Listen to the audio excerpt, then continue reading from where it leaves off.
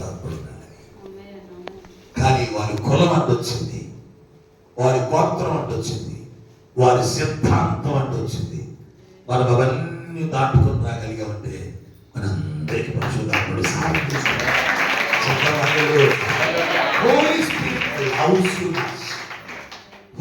పరిశుద్ధాత్మ దేవుడు నిన్ను అమితంగా ప్రేమిస్తున్నాడు. ఎలా ప్రేమిస్తున్నాడు?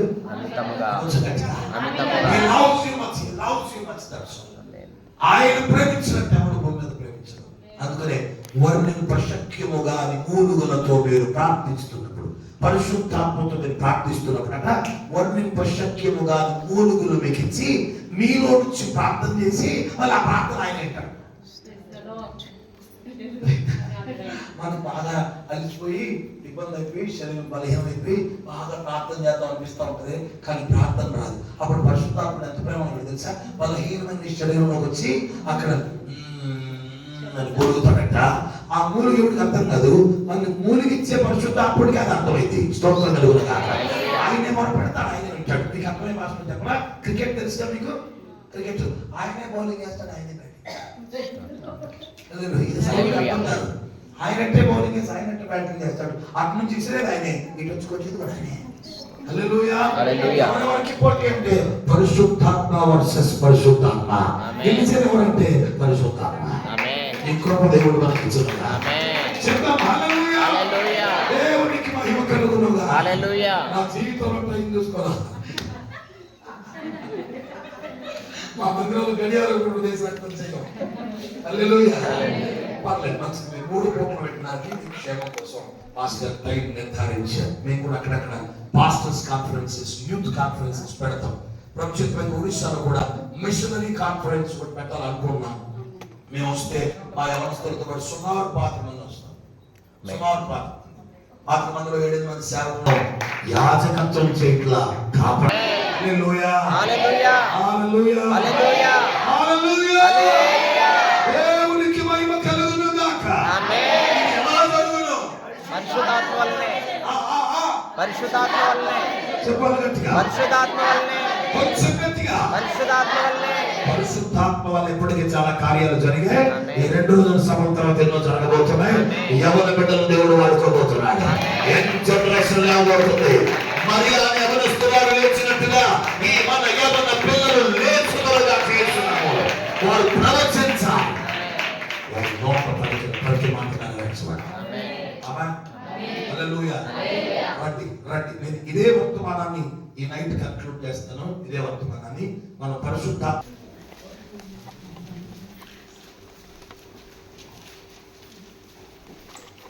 33-34 వచనాలు.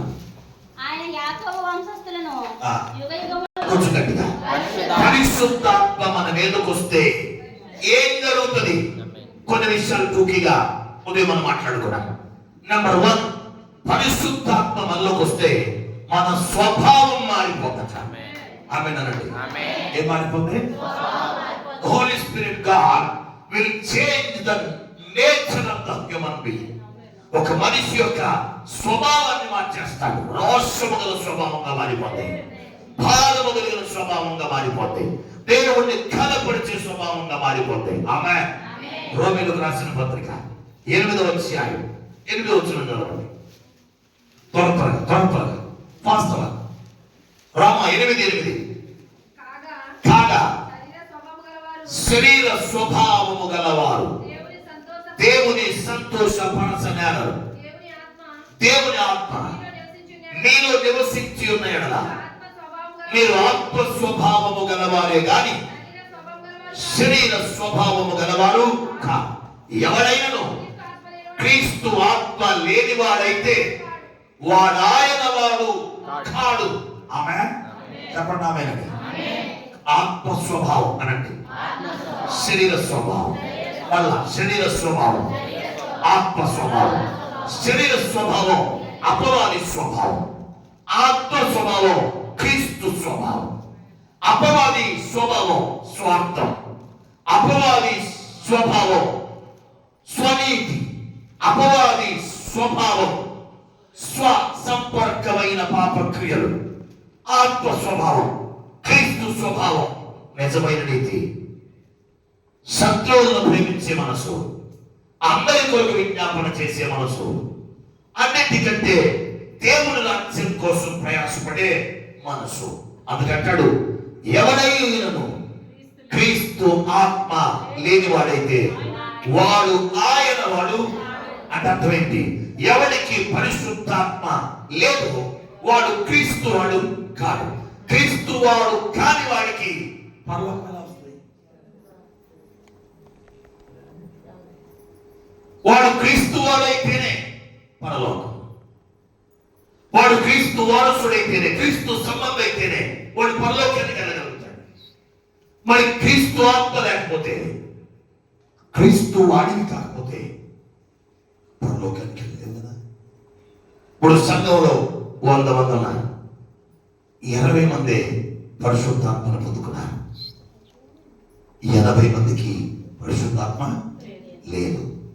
ఈ వాక్యం ప్రకారం ఈ 80 మందికి ఆత్మ లేదు కాబట్టి వాళ్ళు క్రీస్తు వారు కాదు.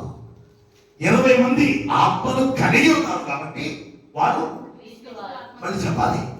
కాబట్టి ప్రతి ఒక్కరికి పరిశుద్ధాత్మ కావాలవుతా మళ్ళీ చెప్పాలి. ఇప్పుడు మనకి అభివృద్ధి కోరుకొని, ఆశీర్వాదాలు కోరుకొని, స్వస్థతలు కోరుకొని, మేలులు మాత్రమే కోరుకునే కాలం దాటిపోయింది. అవన్నిటికంటే గొప్పగా మనం పరిశుద్ధాత్మను పొందుకోవాలి. స్తోత్రం కలుగునుగా. అంటే పరిశుద్ధాత్మ మనలోకి వస్తే మన స్వభావం మారిపోతుంది. ఎలా ఎలా ఏంటి మారిపోతుంది? చెప్పండి. పక్కన స్వీకరించిన స్వభావం మారాలి. అనండి స్వభావం పెట్టుకొని చూడండి. తెలిసి మాట్లాడాలి. స్వభావం మారాలి. దేవునికి మహిమ కలుగునుగా. స్వభావం మారకపోతే ఆత్మ నీలో లేదు. ఆత్మ నీలో లేకపోతే క్రీస్తు నీలో లేడు. క్రీస్తు నీలో లేకపోతే క్రీస్తు వాడివి కాదు. క్రీస్తు వాడివి కాకపోతే భూమి మీద ఉన్నంతకాలం ఆరాధన చేస్తావు, పరలోకానికి మాత్రం.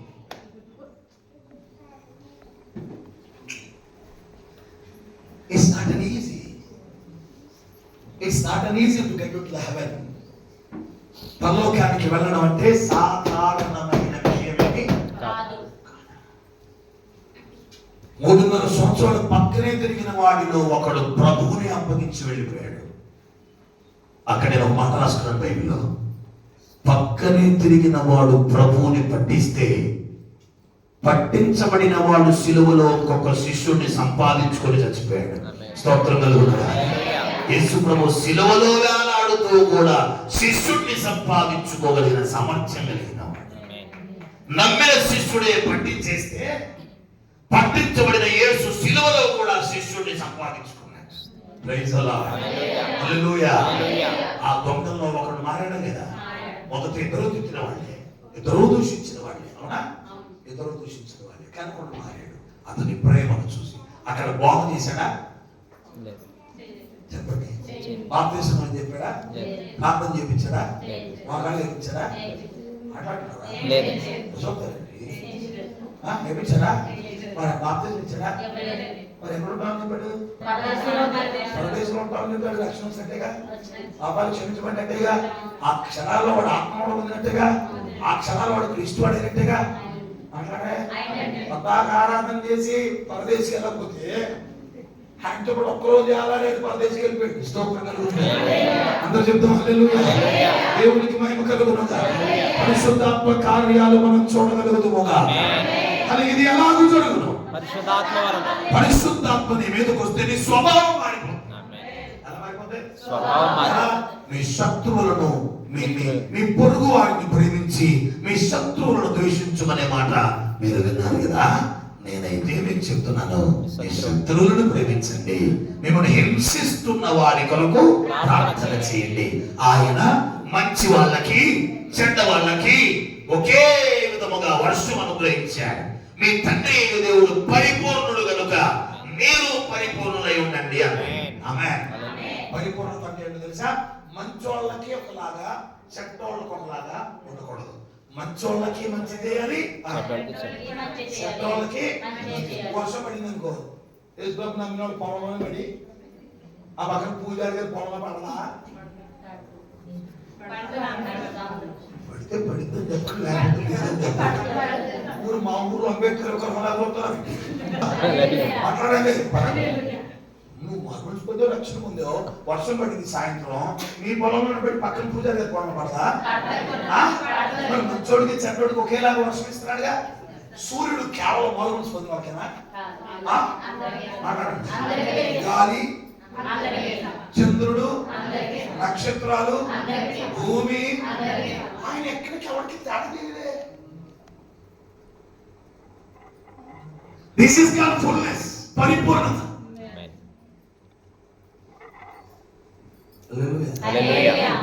మీరు మీ వాళ్ళకే వందనాలు చెప్పుకుంటే సమయం ఉన్నాయి. మిమ్మల్ని ఆంధ్ర నుంచి వచ్చిన ఏమైపోవాలి, ఎక్కువ వందలు మీరు మీ ఇళ్ళకి వెళ్ళిపోతారు, ఏమంటే కావాలి.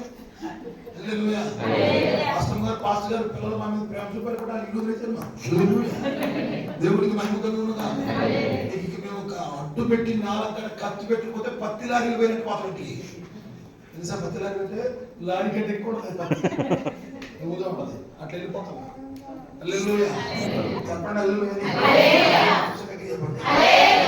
స్వభావం ఎలా మారుతుందో తెలుసా? మిమ్మల్ని మీ సొంపరుగు వారిని ప్రేమించి మీ శత్రువులను ద్వేషించమని మీరు ఇంతకుముందు విన్నారు కదా. నేను అలా చెప్పట్లేదు మీకు. మీ శత్రువులను ప్రేమించండి. మిమ్మల్ని హింసించే వాడు ప్రార్థన ఏమని హింసించేవాడు కొరకు అయ్యా కొత్తగా నన్ను రాసి రప్పాన్ని పెడుతున్న ప్రభు ఎంతో కట్టామా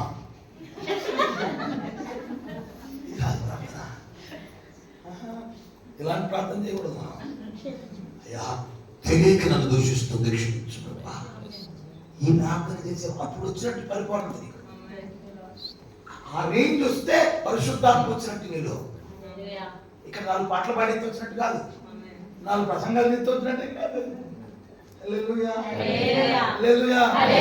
నచ్చట్లా కొంతమందికి దేవునికి మహిమ కలుగునుగా, దేవుని నామం కనపరచబడునుగా. స్వభావం మార్పండి. రండి యేసుప్రభు చెప్పిన మాట నాది కాదు, అది నాదైతే మీరు వినొద్దు, అసలు మీరు నమ్మొద్దు, అసలు నా మొహం కూడా చూడొద్దు. నైట్ 10 దాకా పొరపాటును కూడా దొరకనే. స్తోత్రం కలుగునుగా. ఏ పనులు ఈ నెలలోని 17వ తారీఖు మళ్ళీ వస్తున్నా. దేవునికి మహిమ కలుగునుగా. 2-3 నెలల్లో మిషన్ కాన్ఫరెన్స్ కూడా పెడతాం. చదువు 43వ అధ్యాయం మత్తయి సువార్త.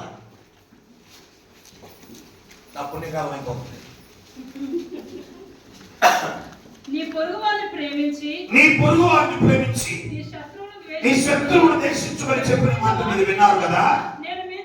నేను అంటే యేసుక్రీస్తు ఎవరైతే నువ్వు నావాడుగా ఉండాలని కోరుకున్నాడు, ఎవరైతే ఒకడు తన ఆత్మ కలిగి ఉండాలని కోరుకున్నాడు, ఎవరైతే తన ఆత్మను మనకు ఆదరణకర్తగా పంపించాడో ఆ యేసుక్రీస్తు చెప్తున్నాడు, నేను మీతో చెప్తున్నది ఏమనగా మీరు పరలోకమందున్న మీ తండ్రికి కుమారులై ఉండునట్లు మీ శత్రువులను ప్రేమించండి. మిమ్మల్ని హింసించే వారి కొరకు ప్రార్థన చేయండి. ఆయన చెడ్డవారి మీదను మంచి వారి మీదను తన సూర్యుని ఉదయింపజేసి నీతివంతుల మీదను అనీతివంతుల మీద వర్షము కురిపించుచున్నాడు. మీరు మిమ్మల్ని ప్రేమించు వారిని ప్రేమించిన మీకేమి ఫలము కలుగును, ఇతరులను అలాగే చేయించున్నారు. మీ సహోదరులకు మాత్రం అని చెప్పి మీరు గొప్పగా చేసేది ఏమన్నా బాబా ఈ సంఘపోళ్ళకి అమ్మాయిలు చెప్తే వేరే వస్తే పొరపాటు కూడా చూడలేదు. క్రైస్తవులు అయితే ఆరింటి ఫంక్షన్ మాత్రం 10 రోజులు ఉంది. అన్ని లేక 3 నరకం అలాగైతే ఎట్లా? పరిశుద్ధాత్మ స్వభావం ఎక్కడ వచ్చింది? మా రాష్ట్రంలో మాకు కూడా ఆంధ్రాలో ఉన్నట్టే ఉంది, 2 సంవత్సరాలు ఏమి లేదు. వచ్చినట్టు అక్కడ వచ్చిన చెడ్డ వాళ్ళని ప్రేమించే పరిశుద్ధాత్మ స్వభావం వచ్చినట్టు ఎక్కడ? ఒకరిలో పరిశుద్ధాత్ముడు ఉన్నాడో లేడో వాడి క్రియలు బట్టి అర్థం చేసుకోవచ్చని పత్రికలో రాశాడు. మరి నువ్వు పరిశుద్ధాత్మ కలిగి ఆరాధించినట్టుగా, పాడినట్టుగా, ప్రవచించినట్టుగా, మందిరంలో కనబడినంత మాత్రాన నీ స్వభావాన్ని గమనిస్తే, నీ క్రియలు గమనిస్తే, ఇంకా నీ స్వభావం మారకపోతే ఈలో పరిశుద్ధాత్ముడు అన్నట్టు పరిశుద్ధాత్ముడు లేదా క్రీస్తు ఆత్మ లేనట్టే. క్రీస్తు ఆత్మ లేదా క్రీస్తు వాడిని కాదు. క్రీస్తు వాడిని కాదా పర్వాలేదు. All the time you are keeping Holy Bible in your hands. You are having handbag and you are keeping Holy Bible in your handbag. Hallelujah. అంతా హ్యాండ్ బ్యాగ్. స్తోత్రం కలుగుతుంది. కొంతమంది హ్యాండ్ బ్యాగ్ తీసుకెళ్తున్నారు, వాటర్ బాటిల్ తీసుకెళ్తున్నారు, అర్థమేశారు. స్తోత్రం కలుగుతుందా? అంత ఉంటుంది. సంసారం మొత్తం నాకు పెద్ద ప్రార్థన స్వభావం మారిందా కొంచెం గట్టిగా ఉంటాయి. కొంచెం గట్టిగా మారితేనే పరిశుద్ధాత్ముడు కట్టా. ఓ రాజుగారట అడిలోకి వెళ్ళారట. You need to understand the Holy Spirit. పరిశుద్ధాత్మ అంటే only not about the tongues. కేవలం భాషలుగా, కేవలం గుణాలుగా. Holy Spirit must change your nature. నీ స్వభావాన్ని మార్చాలి పరిశుద్ధాత్ముడు. ఆమేన్. ఒక రాజు దగ్గరికి వెళ్ళాడు వేటకి. అడవిలో ఒక పెద్ద పులిని చంపాడు. రాజుగారు తన కుమారుడు కూడా తీసుకుని వెళ్ళాడు. ఆ పెద్ద పులిని చంపితే చిన్న పిల్లలు అనాథులుగా మిగిలిపోయినాయి. ఆ పిల్ల రాజకుమారుడు అన్నాడు, డాడీ డాడీ నాకు ఆ పులి పిల్ల కావాలన్నాడు. మొదట వద్దన్నాడు రాజు, వద్దన్నాడు. కానీ తర్వాత అన్నాడు, పులి పిల్ల అంటే అదేం చేస్తుందిరే, అంతకీ పెద్ద అయిన తర్వాత పంపించొచ్చని రాజకుమారుడు కోరిక మేరకు ఆ పులి పిల్లను తీసుకొచ్చి ఇంట్లో పెట్టాడు. ఈ పులి పిల్ల మాంసం తిని పెరగట్లా, ఈ పులి పిల్ల రక్తం తాకి పెరగట్లా. ఈ పులి పిల్ల రాజుగారు తినే పక్షభక్షాలు తింటుంది, రాజుగారు తినే ఆహార పదార్థాలు తింటుంది. రక్తపు వాసన లేక పెంచుతున్నాడు. కులరత్వం రక్తాన్ని తాగి మాంసాన్ని తినడం వస్తుంది కదా. ఇది రాజుగారింట్లో రాజకుమారుడితో సమానంగా పెరుగుతుంది. రాజకుమారుడు పెరుగుతున్నాడు, పులిపిల్ల పెరుగుతుంది. రాజకుమారుడు పెరుగుతున్నాడు, పులిపిల్ల పెరుగుతుంది. ఒక రోజున రాజకుమారుడితో పాటు పులిపిల్ల ఇంట్లో ఉంది. రాజు రాణి కలిసి ఎక్కడికో బయటికి వెళ్ళారు. వచ్చేసరికి ఇల్లంతా రక్తమయంగా కనబడింది. ఇల్లంతా రక్తమయం, చీల్చివేయబడిన తన కుమారుని శరీరం. రాజయుడి రాజ్యాధికారం కలిగి చట్టమును సృష్టించగలిగిన వాడు, శత్రువును కొనుగోయగలిగిన వాడు, క్రూరమైన మృగాలను సైతం వేటాడగలిగిన వాడు. పులి పిల్లను చూశాడు గాని పులి స్వభావం ఏంటో ఆలోచించలేకపోయాడు. రాజుగారి ఇంట్లో పెరిగినంత మాత్రాన తినే ఆహారం మారింది కానీ దాని స్వభావం మారలా. తినే ఆహార పదార్థాలు మారాయి కానీ దాని స్వభావం మారలా. ఈరోజు సంఘాలలో చాలా మంది వారు వెళ్ళే మందిరాలు మారాయి కానీ వారి మనస్సులు మారలా. గుడి వదిలి చర్చకొచ్చి ఉండొచ్చు, మసీదు వదిలి చర్చకొచ్చి ఉండొచ్చు. కేవలం మందిరానికి రావటం వల్ల పరలోకానికి స్వభావం మారాలి. ఏమి జరిగిందని ఆలోచన చేస్తే ఈ పిల్లవాడు ఆ క్రూరమైన పులి ఒకదాని మీద ఒకటి పడి ఆడుకుంటూ పరిగెత్తుతూ ఆడుకుంటూ పరిగెత్తుతూ సంతోషంగా క్యాంపస్ అంతా ఎంజాయ్ చేస్తున్నాడు. పులితో పాటు పరిగెత్తే ప్రయత్నం చేసిన రాజకుమారుడు ఎదురు దెబ్బ తగిలి ఎగిరిపడ్డాడు. ఎగిరిపడగానే మోకానికి గాయమైంది, రక్తం కారుతుంది. పాపం పులిపిల్ల రక్తం వచ్చేదానికి తెలియదు. అయ్యో నా స్నేహితుడు కింద పడిపోయాడేమనుకుని దాని చేతితో తొడవటం రాదు కదా, నాలుగుతో నాకింది. ఎప్పుడైతే రక్తాన్ని నాలుగుతో నాకిందో జన్మతో దానికి ఉన్న స్వభావం బయటకు వచ్చింది. జన్మతో దానికి ఉన్న క్రూరత్వం బయటకు వచ్చింది. ఆ క్రూరమైన స్వభావం ఎప్పుడైతే బయటకు వచ్చిందో, నన్ను పెంచారు, నన్ను పోషించారు, నాకు ప్రాణభిక్ష పెట్టారు, ఇది రాజగృహం, ఇతడు రాజకుమారుడు, తర్వాత రాజు ఇతడే, ఇదేం ఆలోచించకుండా వెంటనే ఎక్కిరి పడి బ్రేక్ మీద పట్టింది. పులియారా ఎన్ని తినుబండారాలు పెట్టినా, ఎంత సౌకర్యవంతమైన విలాసవంతమైన గృహాన్నిచ్చినా,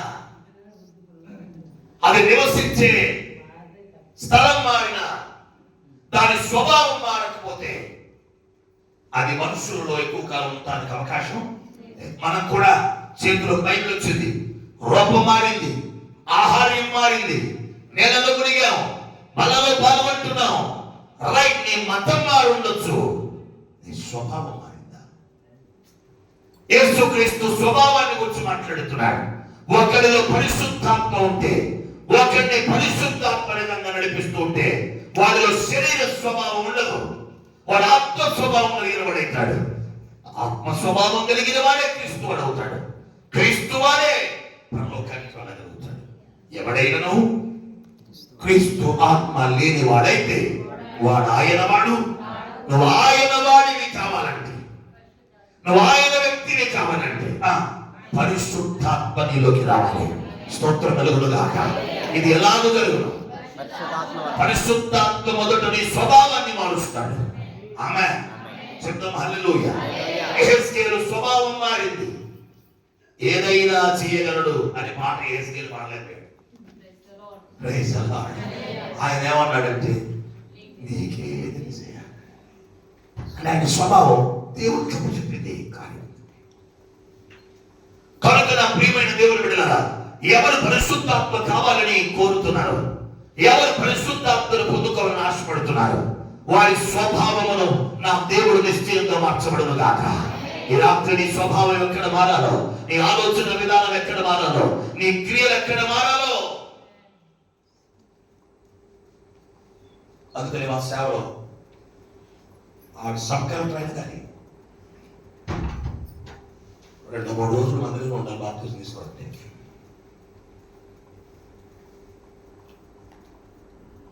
ఆ రోజులు నేను అన్న పోనీ ఉండకూడదన్నా నువ్వు ఎదురైతే నేను అడుగుతుంది. ప్రశ్నకు ప్రశ్నే సమాధానం అవును. వేసుకోవడం ఒకసారి ప్రశ్న అడిగాడు. 2 రోజులు పట్టింది. నువ్వు 2 రోజులు ప్రార్థన చేయడానికి రామట్లా నేను. నువ్వు ఇప్పుడే నా ప్రభు క్షమించాడు, నన్ను బాప్తిజం ఇచ్చే అంటే నీ సాక్ష్యాన్ని ప్రభు కప్పు చెప్పి కుటుంబం నుంచి వెళ్ళిపోతావు. లెక్క ఎవరు చెప్పాలి? నువ్వే, నేను కాదు. అందుకే పాస్టర్ బాప్తిజం ఇచ్చాడు ఎత్తున చేసి నువ్వు సంపూర్ణంగా యేసుక్రీస్తును సొంత రక్షకులను అంగీకరించావా? అంగీకరించింది. యేసు తప్ప మరొక దేవుడు లేడని విశ్వసిస్తున్నావా? విశ్వసించింది. సాక్ష్యం ఇచ్చు వారు ఎంతమంది?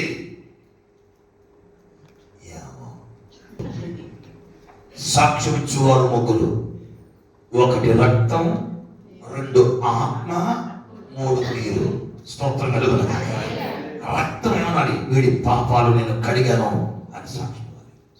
ఆత్మ వీడు మనస్సు మార్చుకున్నాడు, వీడు నావాడు అని సాక్ష్యం. నీరు అవును ఇతడు రక్షణ పొందే బాప్తిజం తీసుకున్నాడు అని సాక్ష్యం. ఈ 3 సాక్ష్యం ఇస్తేనే, లేకపోతే పరలోకం పాటలు భూమి మీద పాడుకుంటున్నాం అంతే. పరలోకంలో మనం ఇక్కడ రండి రండి యేసుని చెంతకు రమ్మనుచున్నాడు. వారు కాకుండా ప్రార్థన చేస్తే మీ ప్రార్థన బయలుకు ప్రార్థన చేసినట్టు అవుతుంది. మీరు క్రీస్తు వారే చేస్తే అది ఏలియా లాంటి దమ్ము కలిగింది అయింది.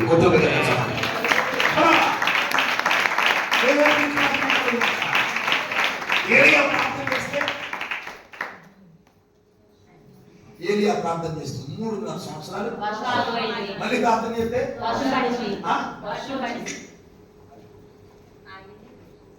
ఆగింది. మనకి ఎంతో పట్ల ఆపేస్తాం.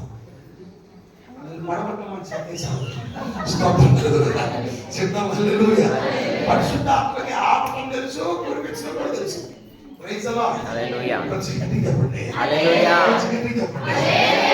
తెలియాలి మనకి, ఇవన్నీ తెలియాలి. ఇప్పటికీ ఏమన్నా తెలుసు. కొంతమంది మా రాష్ట్రంలో ఉండాలి, ఇంత మా రాష్ట్రమే. వీళ్ళు మాత్రం ఒరిస్సాలో ఉన్నారు కానీ మా ఊళ్ళు కదా. భాషలందు తెలుగు లెస్స కానీ తెలుగు లెస్సు. తెలుగు లెస్స అనుకున్నాం, తెలుగు లెస్స.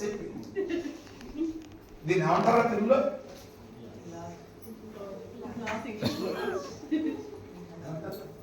నీళ్ళు గ్లాస్.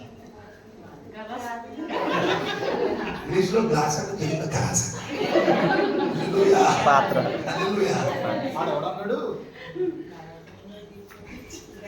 నాకు 3 భాషలు వచ్చాడు. ఏది చెప్పాను? Isaiah 46 में कालों कट्टा जाता हूँ बट एक कोटे वाले दुड्डू करा नहीं है. मेरा अंदर अतंगा के नगर ना जैसे. ये और. I saw such a snake. I saw నేను చూశాను. చచ్చిన తెలుగు స్నేక్ పాము. నేను చచ్చిన పామును చూసాను. బట్ అయితే నేను కొట్టేవాడిని దుడ్డు కన్నా. నేను సచిన్ బాబు చూశాను, కొట్టేవాడిని కానీ దుడ్డు కనలేదు. అసలు సచిన్ బాబు కొట్టలేదు పిచ్చి. కాకపోతే మా ఊళ్ళో నేను 9వ తరగతి చదువుతున్నాను. ఆ టైంలో మా బజార్లో ఎప్పుడు లేరు మగ పురుగు. నేను ఒక్కడే మగవాడిని. అంటే అందరూ ఎవరి పనులకి ఎవరు ఉద్యోగం నాకు ఇవ్వాలి. నాకు ఆ పక్కనే వదిన వరుస అయ్యి ఒక ఆవిడ ఉంది. ఆవిడ బయటకు వచ్చాయి. అసలు గట్టిగా పిలిచింది, నాకు తేడా కనిపించింది. గట్టి పిలిచింది, నాకు తప్ప స్తోత్రం కలుగురుగా. ఎందుకంటే ఇక వేరే మగవాడిని నా బజార్లో. హల్లెలూయా. ఎట్లా కొట్టి వెళ్ళిపోతే నువ్వు కొడతావు, నువ్వు కొట్టగలవు, నువ్వు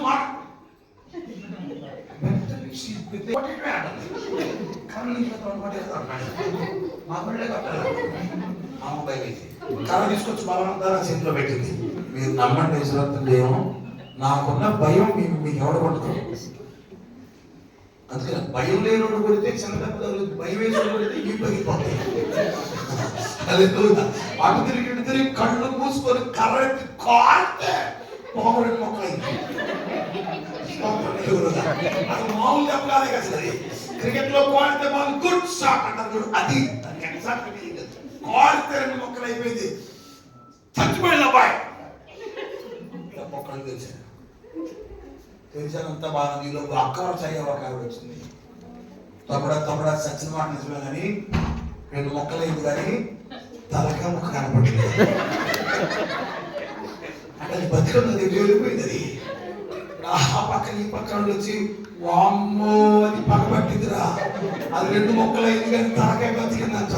నువ్వు ఎక్కడ ఉంటే అక్కడికి వచ్చిందంటే 103 ఏంటి అట్లా అయిపోయింది. నేను సాగు వచ్చేంత వరకు దిగిపోయింది. మామూలు భయం కాదు, మామూలు భయం. పరిశుద్ధాత్ముడు మనతో ఉంటే మన ఇంద్రియ నిగ్రహములుగా పెరుగుదల. నేను ఏజెన్సీలో ప్రయాణం చేస్తూ ఉంటాను. అటు పాటు మా తమ్ముడు ఉంటారు. కొన్నిసార్లు ఒక్కడే ప్రయాణం చేస్తాను.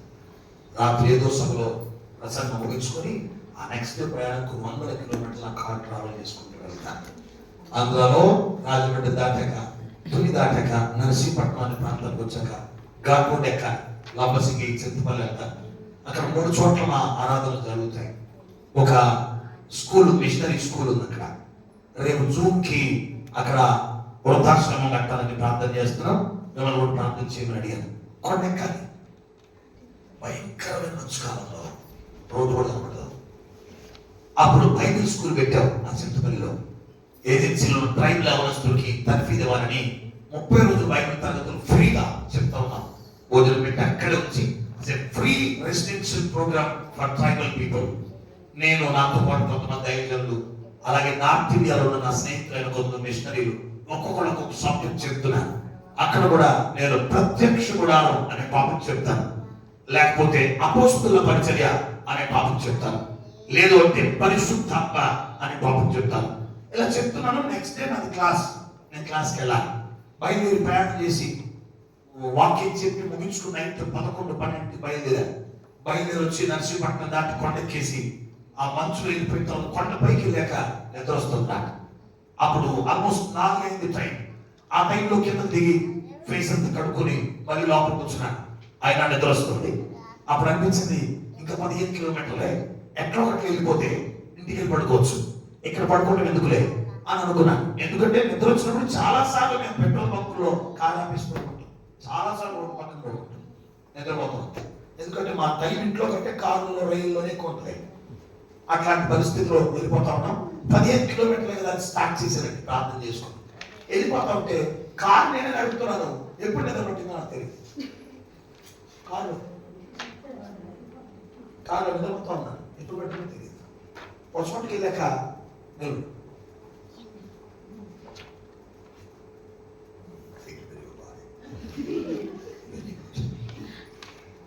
నీ వైపు చూడాలంటే తలెత్తుకొని చూడాలి, నువ్వు నా వైపు చూడాలంటే ఎప్పుడు తల దించుకోవాలి. పొట్టి వాళ్ళు గౌరవాన్ని పొందుతారు, పొడుగు వాళ్ళు అవమానించబడతారు. ఎత్తుకొని బతకడానికి కొనిపించాడు దేవుడు. హల్లెలూయా. నడుపుతా ఉంటే కదా ఈ పక్క సీట్ ఉన్నట్టుగా నేను నిద్ర తెలియదు ఏం దొరుకుతుంది సరళంగా కొట్టారు. ఎవరు కొట్టారు? ఇప్పటికే తలుచుకుంటే జిమ్ ఉంటుంది కదా, ఆ రెండులో కొట్టారు. కళ్ళు వేసరికి కారులో వెళ్ళిపోతుంది. ఈ పక్క ఒక్క 2 అడుగులు ఆ పక్క వెళ్తే 2.5 కిలోమీటర్ల లోతుంటుంది లోయ.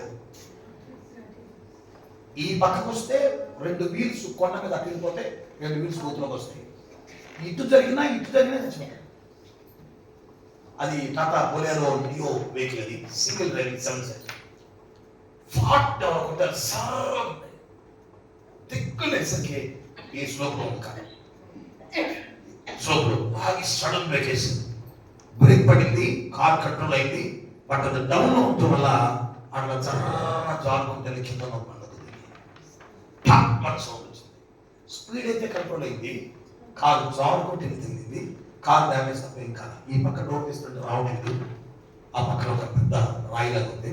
ఈ పక్కకు వచ్చి సీట్లోకి ఈ పక్క నుంచి తీసుకుని బయటకు వచ్చి హల్లెలూయా అని కేకేసాను. కేకేసిన తర్వాత ఇప్పుడు ఏం చేయాలి? 4:30 టైం. నేను కారు స్టార్ట్ చేసిందే గుర్తు, ఇప్పుడు మళ్ళీ కారు దెబ్బ తగిలిందే గుర్తు. అరగంట నిద్రపోయా, పాపరాన నిద్రపోతా. అప్పుడు ఆ పక్క ఈ పక్క లారీ వాళ్ళు వస్తే మళ్ళీ కారులోకి వెళ్ళి స్టార్ట్ చేసి బ్యాక్ చేసి ప్రయత్నం చేస్తే స్లో కూడా అవ్వలేదు. అప్పుడు టెంపర్ వాళ్ళు 2-3 టెంపర్లు వచ్చి ఆగి ఒక పెద్ద మొక్కటి ఆ కారు బయటికి రాగారు. కేవలం ఆ స్పాట్ చూడటానికి మా బైబిల్ కాలేజీలో పనిచేసే టీచర్స్ మాస్టర్స్ మొత్తం వచ్చి అక్కడ చూసి దేవుడు బ్రతికిస్తుందప్ప మరొకటి కాదు అన్నాడు. ఇది ఎలా జరిగింది? పరిశుద్ధాత్మ వల్ల జరిగింది.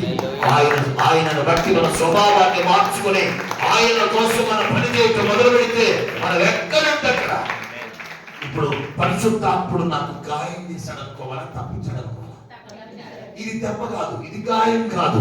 మనం తప్పించడానికి, మనం బ్రతికించడానికి కొన్ని మనకు నొప్పి తగిన కార్యాలు జరుగుతాయి.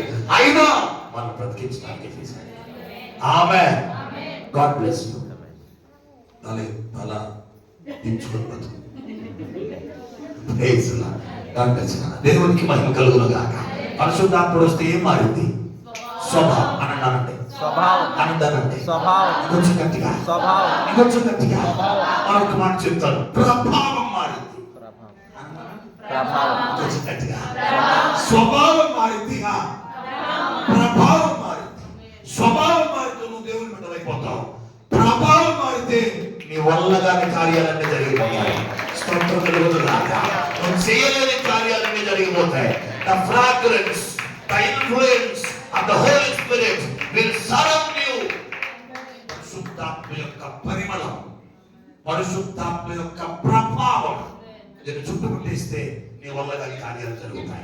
జకరియా గ్రంథం 4వ అధ్యాయం 6వ వచనం. జకరియా గ్రంథం. అప్పుడు అతడు నాతో ఇట్లనే, జెరుబ్బాబెలునకు ప్రత్యక్షముగా యెహోవా వాక్కు. కొన్ని కార్యాలు జరిగాయి. బలముతో జరిగే కార్యాలు కొన్ని జరిగాయి. టాలెంట్ తో జరిగే కార్యాలు కొన్ని జరిగాయి. అనుభవంతో జరిగే కార్యాలు కొన్ని జరిగాయి. వాటి వల్ల వేటి వల్ల జరగని కార్యం దేవుని ఆత్మ వల్ల జరుగుతుందా? స్తోత్రం కలుగును గాక. చెప్పండి పక్కన వాళ్ళతో, శక్తి చేతనైన, బలము చేతనైన కాక ఆత్మ చేతనైన ఇది జరుగును. చెప్పండి మొహంలో మొహం పెట్టి, శక్తి చేతనైన, బలము చేతనైన కాక ఆత్మ చేతనైన ఇది జరుగును. అంటే దాని అర్థం నీ శక్తికి లేని ప్రభావం, నీ బలములకు లేని ప్రభావం, నీ అనుభవానికి లేని ప్రభావం పరిశుద్ధాత్మ పడతాయి. స్తోత్రం కలుగును గాక. ఆ మాట జెరుబ్బాబెలుతో ఉన్నాడు. నా వైపు చూడండి. జెరుబ్బాబెలు టఫ్ సిచ్యువేషన్ లో ఉన్నాడు. మందిరం కట్టడానికి పునాదులు వేసాడు.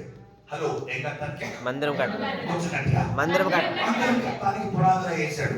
బలవంతుడు, ఐశ్వర్యం కలిగినోడు, శక్తివంతుడు, ఏదైనా చేయగలిగిన అధికార బలం కలిగిన ఒక పొలిటీషియన్ లాంటి వాడు జెరుబ్బాబెలు. అతడు పునాది రాయి వేశాడు. కట్టడానికి డబ్బులు ఉన్నాయి, సహకరించడానికి జనం ఉన్నారు, పని చేయడానికి పని వాళ్ళు ఉన్నారు, కానీ పని ఉంది వాళ్ళకి అట్లా పని వాళ్ళు ఉన్నారు, డబ్బులు ఉన్నాయి, అన్నీ ఉన్నాయి. మనం అంటాం కదా, డబ్బులన్నీ ఇల్లు కట్టుకుందామని అక్కడ పెట్టాను, ఎందుకు అవ్వట్లేదో నాకేం అర్థం అవ్వట్లేదు. డబ్బులు లేవా? ఉన్నాయి. జీతం రావట్లేదా? వస్తుంది. తాపి పని చేసేవాళ్ళు లేదా? ఉన్నారు. స్థలం లేదా? ఉంది. మరి ఎందుకు కట్టలేకపోతున్నాం? జరుబాబేలు సిచ్యువేషన్ అదే. పునాది వేశాడు, కడదామనుకుంటున్నాడు, కట్టాలనుకుంటున్నాడు, వలగా కానీ ప్రార్థన చేస్తున్నాడు. Praise the Lord. అప్పుడు దేవుడు వచ్చి జరుబాబేలుతో అన్నాడు, జరుబాబేలు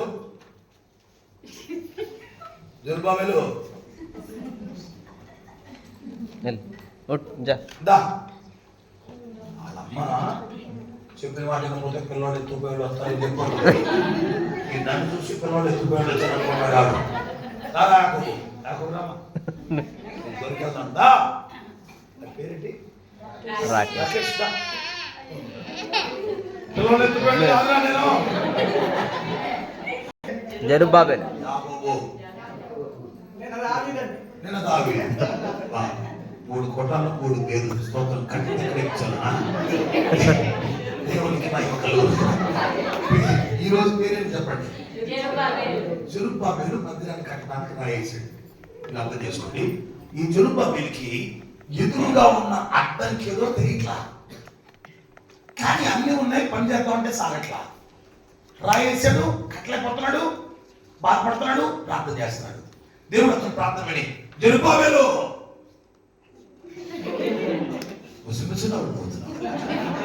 ఈ జరుబ్బాబెలు శక్తి చేతనైనా బలము చేతనైనా ఇది జరగదు, ఆత్మ చేతే ఇది జరుగుతున్నాడు అని. ఈ జరుబ్బాబెలుకి ముందున్న సమస్య అర్థం కాట్లా, కానీ దేవుడు జరుబ్బాబెలుతో మాట్లాడి జరుబ్బాబెలు ముందు చూస్తే ఆ ముందుగా జరుబ్బాబెలుకు కనబడని ఒక ఎత్తైన కొండ అడ్డంగా ఉండిపోయిందట. స్తోత్రం కలుగును గాక. అప్పుడు దేవుడు ఏమన్నాడు తెలుసా? ఏ గొప్పదైన పర్వతమా, జరుబ్బాబెలును అడ్డగించడానికి నువ్వు ఎంత మాత్రము దానివి బయట. స్తోత్రం కలుగును గాక. కంగారు పడిపోయారు, షాక్ అయిపోయారు. నా కళ్ళ ముందు పర్వతం అక్కడ ఉంది. There is no mountain in front of me. అసలు పర్వతం ఉంటే నేను పునాది రాయి వేయను కదా. పునాది రాయి వేస్తే పర్వతం ఎందుకు ఉంటుంది అక్కడ? చదువులు చేసే కానీ ఇల్లు కట్టడం మొదలు పెడతారు. చదువులు చేసి ఇల్లు కట్టడం మొదలు పెడితే ఇప్పుడు దేవుడు అంటున్నాడు, గొప్పదైన పర్వతమా అనగా జరుబ్బాబెలుకు తెలియకుండా, జరుబ్బాబెలుకు కనబడకుండా పర్వతం అంత గొప్ప ఆటంకం జరుబ్బాబెలుకు ఎదురుగా నిలబడింది. అది ఒక పరిశుద్ధాత్ముడే గద్దించగలడు. ఈ రోజు నీ జీవితంలో నీకే ఆటంకం కనబడట్లేదు, నీకే శోధన కనబడట్లేదు, ఏ అడ్డుబండ కనబడట్లేదు, కానీ ఎందుకో చేయలేకపోతున్నావు. నా దేవుడు తన చూపుతో చెప్తున్నాడు, నీ ముందు ఒక ఎత్తైన కొండ నిలబడి ఉంది, నేను నా ఆత్మతో గద్దిస్తున్నాను, నా ఆత్మతో గద్దిస్తున్నాను. ఎప్పుడైతే ఆ మాట అన్నాడు, జనమంతా అన్నారట, కృప కలుగునుగా, కృప కలుగునుగా, కృప కలుగునుగా అంటే ఇది జరుబ్బాబెలల్లా జనం అన్నారు. స్తోత్రం కలుగునుగా. ఎప్పుడైతే జనం కృపను గురించి కేకలు వేస్తున్నారో జరుబ్బాబెలు పని మొదలు పెట్టాడట. స్తోత్రం కలుగునుగా. అప్పుడు దేవుడు అన్నాడు, జరుబ్బాబెలు దాని పునాది వేశాడు, జరుబ్బాబెలు చేతులే ఆ పని ముగించబోతున్నాయని చెప్పాడు. ఈ రోజు నా దేవుని పేరు చెప్తున్నాను, నువ్వే పని ప్రారంభించావో, ఏ చేతులతో ప్రారంభించావో ఆ చేతులతో నువ్వే ఆ పని ముగించబోతున్నావు. అందుకు పరిశుద్ధాత్మ ప్రభావం వెలుగొచ్చునుగా, యేసు నామములో జరుగునుగా. మొదట నీ స్వభావం మారాలి, అప్పుడు నీ ఎదుటి ఆటంకాన్ని దేవుడు తన ప్రభావంతో తీసేస్తాడు. ఆమేన్. చెప్తాం హల్లెలూయా. కాబట్టి ప్రభువా నేను గుర్తుపడతాను, అయ్యా నీ స్వరాన్ని గుర్తుపడతాను, అయ్యా నువ్వు చెప్పేది యావత్తు వింటాను, నువ్వు చెప్పేది యావత్తు పలుకుతాను. పలికేటప్పుడు పరిశుద్ధాత్మ సహాయం తీసుకుంటాను. అరణ్యంలో తీసుకెళ్తే అరణ్య పరిస్థితితో మార్చుకొని వస్తాను, ఎడారిలో తీసుకెళ్తే ఎడారిలో సలయలు ప్రవహించి వస్తాను, ఎముకలు వెలిగిన లోయలకు తీసుకెళ్తే మహా సైన్యంగా మార్చేసుకుని వస్తాను, చచ్చిన శవానికి ఎదురుగా తీసుకెళ్తే జీవంగా మార్చుకొని వస్తాను ప్రభా. అయ్యా నాలోకి నువ్వు రావాలి, నా స్వభావం మారాలి, నా ప్రభావం కాదు నీ ప్రభావంతో నా జీవితంలో కార్యం జరగాలి ప్రభా. ఇంటి గొప్ప దయచేయండి, ఇంటి వాక్యం దయచేయండి అని ఈ రోజున ఒకవేళ నీ ముందు నీకు కనబడకుండా ఎత్తైన పర్వతాలు ఏమైనా ఉన్నాయేమో, నీ ముందు నీకు కనబడకుండా ఎత్తైన కొండలు ఏమైనా ఉన్నాయేమో, చదువుగానే ఉందని పని మొదలు పెట్టావు, ఆటంకం లేదని పని మొదలు పెట్టావు, అన్నీ ఉన్నా ముందుకు సాగట్లేదు. కారణం నీ కంటికి కనబడిన ఎత్తైన పర్వతం ఏదో, కొండలాంటి ఆటంకం ఏదో నీ కళ్ళ ముందుంది. యేసయ్యా నీ ఆత్మ నాకు కావాలి అని దేవుడు నువ్వు వేడుకోగానే, పరిశుద్ధాత్ముడు రాగానే నీ ముందున్న ఆటంకం ఎంత బలమైన కొండైనా దాన్ని గద్దేసినాడు. నీ చుట్టూ ఉన్న నీ ప్రజలు కృప మీద ఆధారపడాలి, కృప మీద ఆధారపడాలి, వారి కష్టం మీద ఆధారపడకూడదు. దేవుని కృప మీద ఆధారపడి కృప కలుగునుగాని కేకలేయాలి. అప్పుడు ఏ చేతులు మొదలు పెట్టాయో ఆ చేతులు ముగిస్తాయి. ఆగిపోయిన ఇళ్ళైనా, ఆగిపోయిన చదువులైనా, ఆగిపోయిన జీవితమైనా, ఆగిపోయిన వ్యాపారమైనా, ఆగిపోయిన వ్యవసాయమైనా, ఆగిపోయిన కుటుంబ సంబంధాలైనా పరిశుద్ధ ప్రభావము చేత, పరిశుద్ధాత్మ ప్రభావము చేత తిరిగి కట్టబడునుగా చేస్తున్నాము. ఏ విషయంలో వెనకబడ్డావు, ఏ విషయంలో ఆగిపోయావు నీకు మాత్రమే తెలుసు. రీజన్ తెలియకుండా దుఃఖపడుతున్నావు. పరిశుద్ధాత్మ నీ ముందున్న కొండను గమనిస్తున్నాడు, ఆయన గమనించగలుగుతాడు. కాబట్టి అయ్యా నా స్వభావం మారకపోతే నీ వాడిని కాలేను, నీ ప్రభావం రాకపోతే ఆగిపోయిన కార్యాలు మళ్ళీ జరగవు. నాకు నీ స్వభావం కావాలి, నీ ప్రభావం కావాలి. పరిశుద్ధాత్మను పొందుకున్నారు పెట్టుకొస్తే పండుగ కదా, వారు భాషలతో మాట్లాడుతుండగా, ప్రవచిస్తుండగా ఆ ప్రభావం ఆ ప్రాంతం అంతా వ్యాపించింది. అలాగే ఆత్మను పొందుకున్న స్వభావం మనదైతే మన ప్రభావం మన పరిసర ప్రాంతాలకు వ్యాపిస్తుంది. అనేక మంది మార్చబడతారు. ఎత్తైన కొండలు కదిలిపోతాయి, ఎత్తైన కోట గోడలు దిగజారిపోతాయి, ఆటంకములు లయమైపోతాయి. అద్భుతంగా వాడబడే వాళ్ళు కుటుంబాల్లో లేస్తున్నారు, సంఘాల్లో లేస్తున్నారు.